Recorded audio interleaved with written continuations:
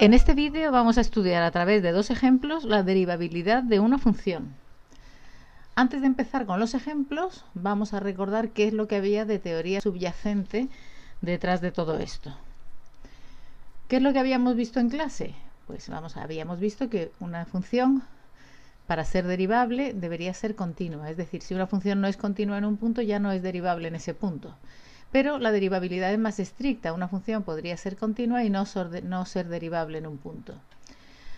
Aquí tenemos tres ejemplos en tres gráficas de funciones que son discontinuas en un punto y por lo tanto en ese punto no son derivables directamente, y sin embargo aquí abajo tenemos otros dos ejemplos de gráficas de funciones que, siendo continuas, no son derivables en los puntos donde aparece un pico o un punto anguloso, que se llama también punto de retroceso. En este caso es x igual a 0 y en este caso es x igual a 1.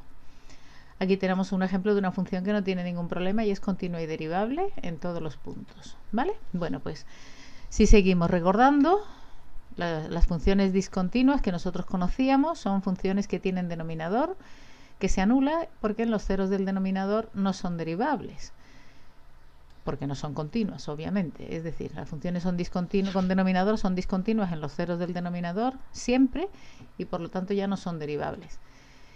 Y las funciones a trozos son las que están definidas a través de varias ecuaciones y cambian según el intervalo en el que esté la x. Pueden ser discontinuas en los puntos donde cambia la definición. En esos puntos pueden ser discontinuas, y si una función no fuese continua en un punto de esto ya no sería derivable, pero si la función es continua podría ser derivable. En ese caso habría que estudiar si coinciden las derivadas laterales, derivada por la izquierda y derivada por la derecha, ¿vale? Bueno, pues vamos a pasar a un ejemplo concreto donde vamos a analizar todo esto desde un punto de vista práctico, ¿vale? Bien, tenemos aquí una función a trozos, como veis.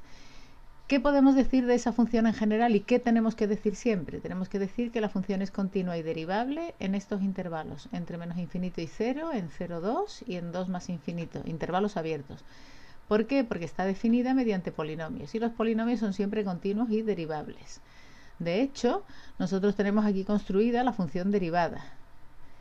La tenemos construida solamente en esos intervalos, no está definida ni para x igual a 0 ni para x igual a 2, como veis aquí, ¿vale? ¿Cómo se construye la función derivada? Pues súper fácil, porque es 3x cuadrado menos 1 es la derivada de x cubo menos x. Menos 1 es la derivada de menos x y 2x es la derivada de x cuadrado menos 6.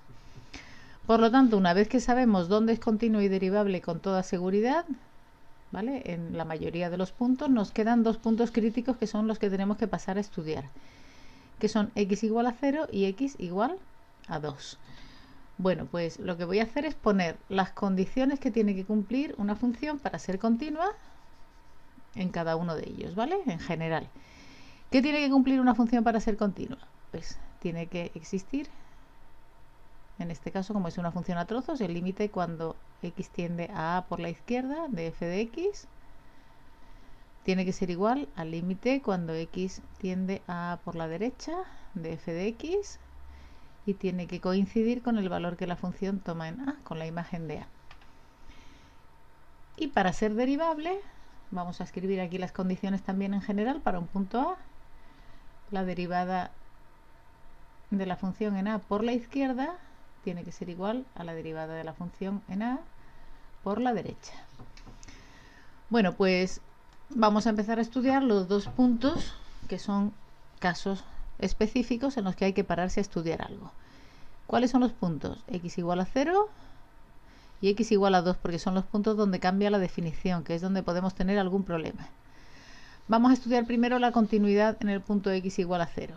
Vamos a ver si el límite cuando x tiende a 0 por la izquierda de la función coincide con el límite cuando x tiende a 0 por la derecha. ¿Cuánto vale el límite cuando x tiende a 0 por la izquierda? Pues tendríamos que sustituir en la primera definición, que es x al cubo menos x. 0 al cubo menos 0 es 0, por lo tanto ese límite vale 0. Mientras que el límite cuando x tiende a 0 por la derecha de f de x, pues por la derecha tenemos la segunda definición. O sea, tenemos que sustituir en menos x. Y menos 0 es igual a 0. ¿Qué quiere decir esto? Pues que f es continua en x igual a 0. Y por lo tanto podría ser derivable, porque si no fuese continua directamente ya no sería derivable, ¿vale? Pero como sí lo es, pues vamos a estudiar la derivabilidad. ¿Qué tenemos que estudiar? Tenemos que calcular la derivada en 0 por la izquierda y tendríamos que sustituir en la primera expresión 3 por 0 al cuadrado menos 1 es 3 por 0, 0 menos 1, y la derivada por la derecha sería menos 1, es una función constante, y como las dos derivadas laterales son iguales, eso quiere decir que existe la derivada de la función en x igual a 0, lo cual significa que f es derivable en x igual a 0, ¿vale? Así que f es continua y derivable en x igual a 0. Bueno, pues vamos a ver ahora el otro punto que tenemos que estudiar, que es el punto x igual a 2. Vamos a ver primero si es continua la función y tenemos que estudiar el límite cuando x tiende a 2 por la izquierda de f de x. ¿Cuál es la definición que tenemos a la izquierda de 2? Pues tenemos menos x. Por lo tanto, el límite por la izquierda es menos 2. Y tenemos ahora que calcular el límite cuando x tiende a 2 por la derecha de la función. Y como por la derecha tenemos la definición x cuadrado menos 6, eso nos da 2 al cuadrado 4 menos 6, que es menos 2. Como los límites laterales son iguales, entonces f es continua también en x igual a 2. Y vamos a ver si es derivable. Bueno, pues vamos a ver si reúne las condiciones de derivabilidad. ¿Cuánto vale la derivada en 2 por la izquierda? Pues tenemos que sustituir en la izquierda de 2, que tenemos la función menos 1 inmediatamente a la izquierda. ¿Cuánto vale la derivada por la derecha de la función en 2? Pues 2 por 2, y eso es 4. Como son distintos, eso querría decir que no existe f' o la derivada de la función en x igual a 2, lo cual significa que f no es derivable en x igual a 2.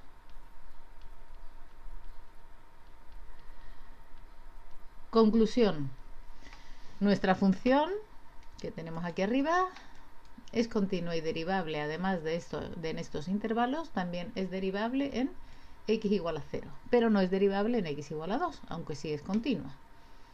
¿De acuerdo? Bueno, y ahora lo que vamos a hacer es estudiar un caso un poco diferente. Es este ejemplo que tenemos aquí. Vamos a analizarlo primero. Nos dice: halla los valores que tienen que tomar a y b para que la siguiente función sea derivable en todos los puntos.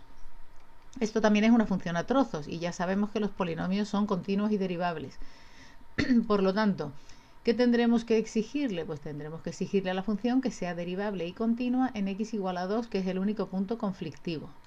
Porque ya sabemos que como esta función está definida mediante polinomios, etcétera, etcétera, esto es obligatorio escribirlo siempre, así que es un poquito tedioso, pero lo escribimos, ¿vale?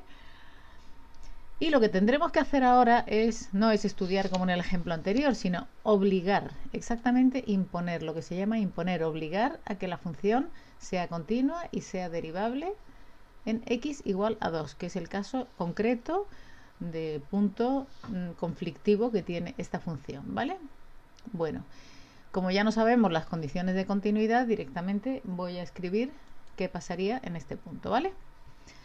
Vamos a calcular el límite cuando x tiende a 2 por la izquierda de f de x, porque vamos a comprobar si es continua. Vamos a estudiar primero la continuidad siempre, ¿vale? Es el límite cuando x tiende a 2 por la izquierda, pues tenemos a x cuadrado más 3x. Y si sustituimos, voy a poner un poquito mejor la a, pues eso nos sale 4a más 6. Mientras que el límite cuando x tiende a 2 por la derecha de f de x, tendríamos que sustituir ahora en la expresión que hay a la derecha, que es x al cuadrado menos bx menos 4. Y eso nos sale 4 menos 2b menos 4, o sea, menos 2b.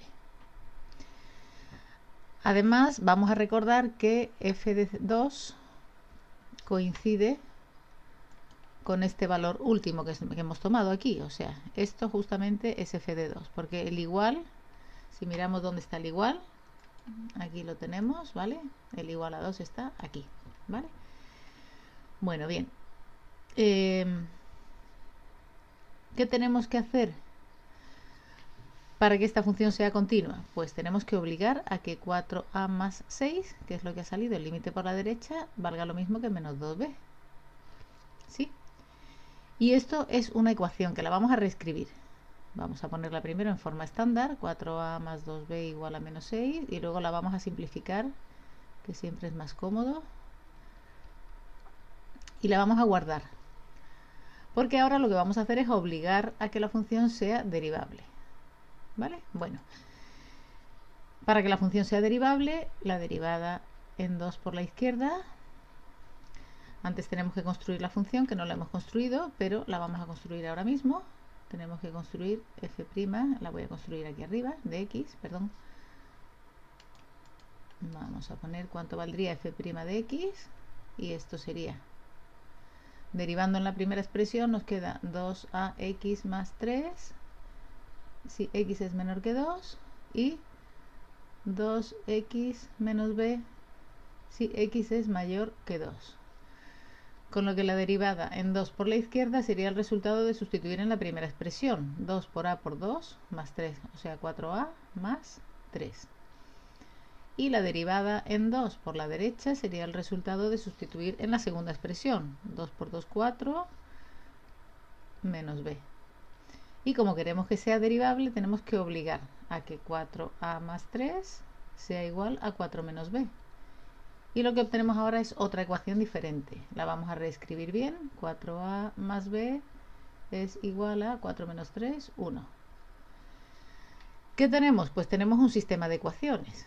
La primera ecuación es 2a más b igual a menos 3. Y la segunda ecuación es 4a más b igual a 1.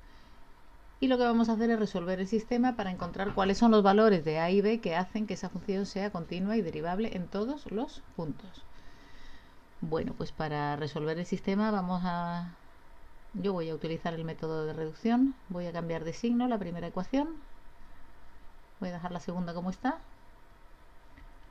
Las vamos a sumar. Aquí nos quedará 2a, la b ya no está, es igual a 4, por lo tanto a vale 2. Y ahora si sustituimos el valor de a, por ejemplo, en esta segunda ecuación, que nos da igual, pues 4 por 2 son 8 más b igual a 1, por lo que b vale 1 menos 8, que son menos 7. Y estos son los valores de a y b para los cuales la función que tenemos aquí es continua y derivable en todos los puntos, ¿vale? Bueno, pues ya tenemos dos ejercicios tipo que nos pueden servir a la hora de un examen. Espero que os haya servido. Hasta luego.